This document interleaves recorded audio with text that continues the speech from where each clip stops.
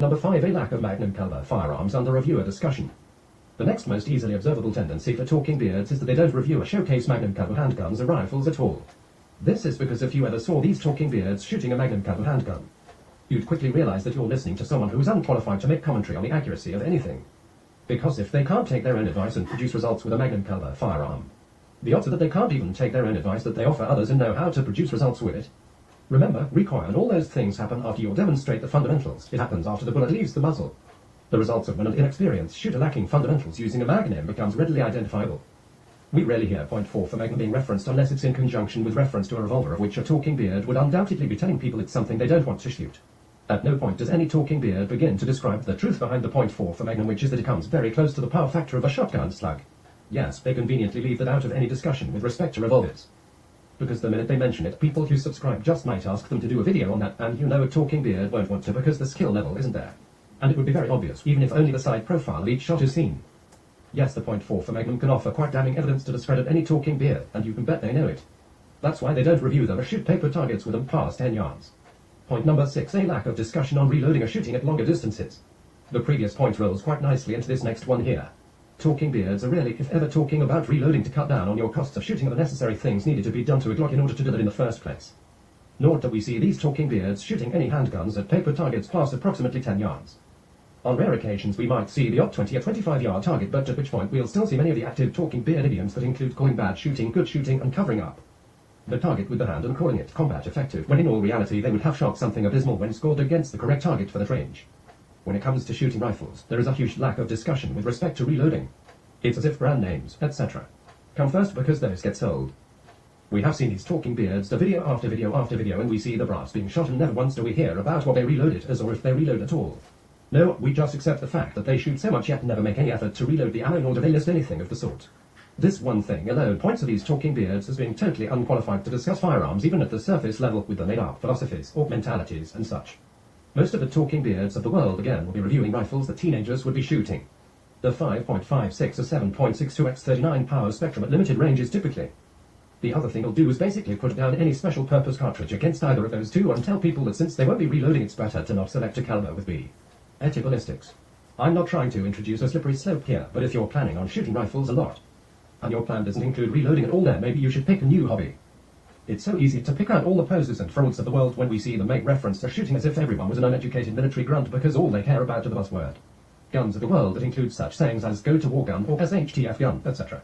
Once again, if you find yourself in a situation where you actually use your rifle and you go through all 30 rounds of one mag, you're probably going to die or already are dead. The saying, never happened, applies very quickly, as most of these scenarios they speak of are totally imaginary, totally unlikely, but nevertheless asserted as if they're for real ordinary life. Can you spell marketing? It's one thing to have a shooting channel that shows you can operate a semi-auto rifle, but it's another thing to do that and after several years mention reloading roughly 0 times.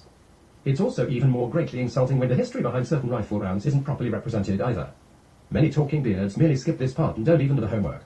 It's as if they didn't know and didn't care about what the initial application was for many of these calibers that have become more common in our shooting circles. About the only things we end up remembering after all the jargon with respect to the next new things is the expected reference to cheaper common rounds and how they fit their category for their imagined ARY situations. I probably could go on and on about rifle shooting and reloading in general for longer, but when these talking beards mention not being able to get brass for certain cartridges, they're just telling you their actual knowledge level of the shooting sport is quite low. Brass can be made from other brass. When we hear talking beards say these obviously false things, one of two things happened. The talking beard either lied while knowing it or lied without knowing it. So either way, you as a viewer became a victim of the talking beard's own ignorance at the very least, and that's a real problem. Their ignorance and biases seem to be well-rounded when in all reality it's just an oddball cookie cutter that fits the realm of nothing reasonable at all.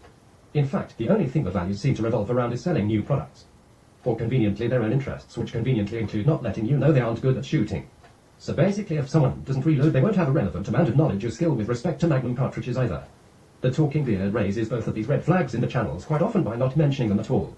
And yes, it's a reason to question what they say, but even sadder to see so many people mindlessly repeating much of what gets said. So in the echo chamber of the talking beards of YouTube, you can quickly be led astray from actually developing any real skill with a firearm at all, and that's a sad thing. Point number 7. A lack of detail as to how someone can get better at shooting. This is probably the single most important thing a YouTube shooting or reviewing channel could do, yet we find so little material on how to become a better shot of their own story of how any of these talking beards progressed as shooters. But there are many videos on how to put a high grip on the gun and get into talking beard isosceles. I'd agree that there are many videos on how to grip the shit out of a gun with two hands and how to shoot it one-handed in certain scenarios. But are those techniques really going to help you become a better shot? While some experts go over the details of one stance versus another stance, the talking beards of the world are rather dismissive and just teach talking beard isosceles with more emphasis on listening for a loud click called a trigger reset as if it really meant anything at all. I've seen videos where more attention is paid to than aiming the gun. Nor do these talking beards show anyone how to get better or diagnose many of the common problems with shooting after a target gets shot. There really is so much more to getting better at shooting that I find it simply mind-boggling that much of it remains completely untouched by the talking beards of the world. They seem to be too focused on making clickbait rather than actually producing content that will actually help others. Showing viewers a bunch of people doing rapid-fire drills or any typical drill, especially one that ends with looking left then right, isn't helping anyone watching those videos at all. I can promise you that much. Point number 8, the promotion of gimmicky products, particularly sites. While I realize that being a sustainable channel on YouTube may require marketing certain products or services, I don't understand why so many channels try to push what should be considered unnecessary upgrades, more specifically gimmicky sites.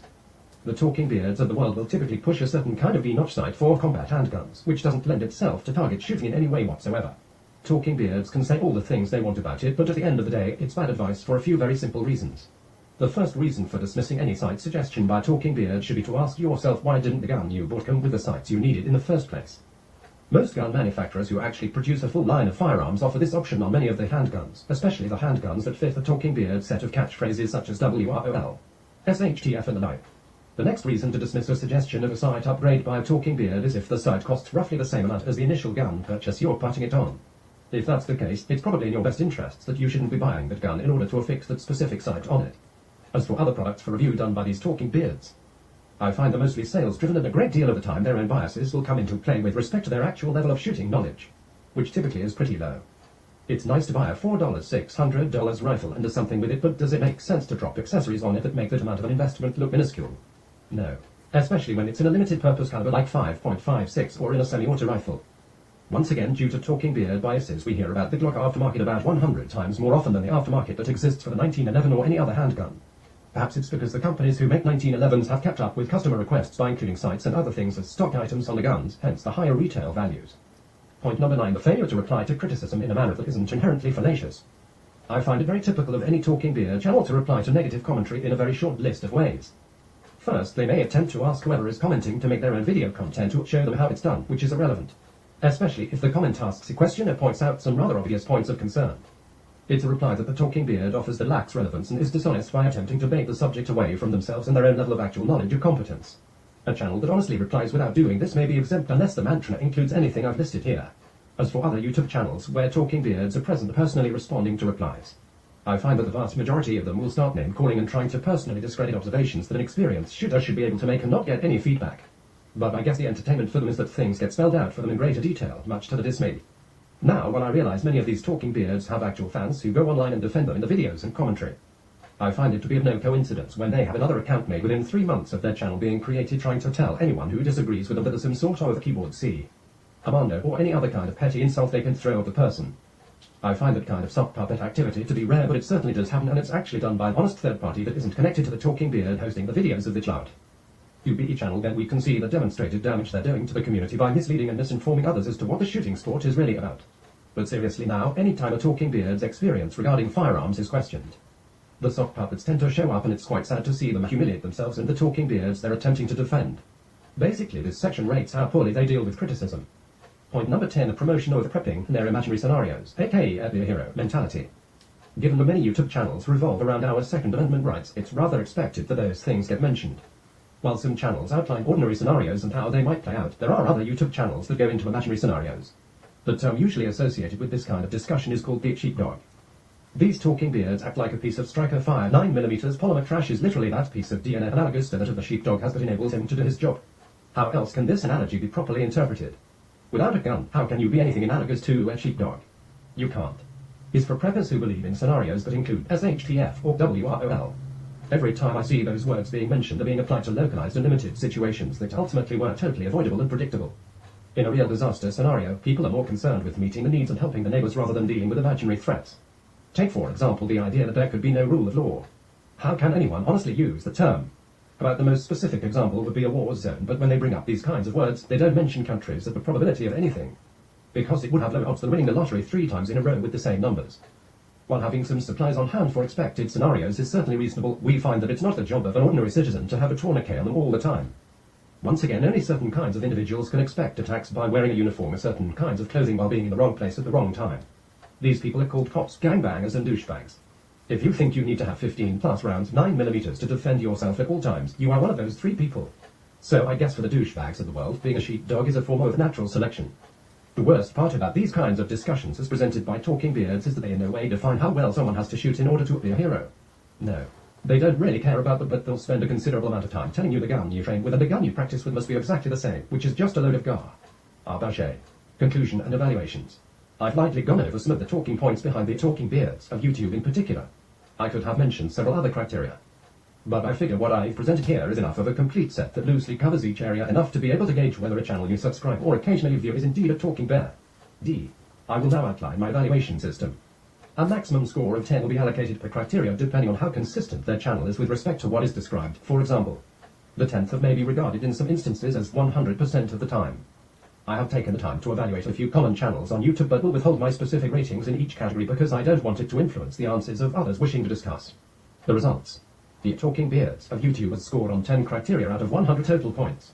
James Yeager 91, Travis Hay 83, Sucho 71, Military Arms Channel 68, Nathan C 65, Instructor 063, Iraqi Veteran 888 to 55, Vickers Tactical 50, Koliwa 49, Hikik 45 to 45, Emma Ganskier 40, 22 Pinks to 37, Yankee Marshall 34. Some notes about this list.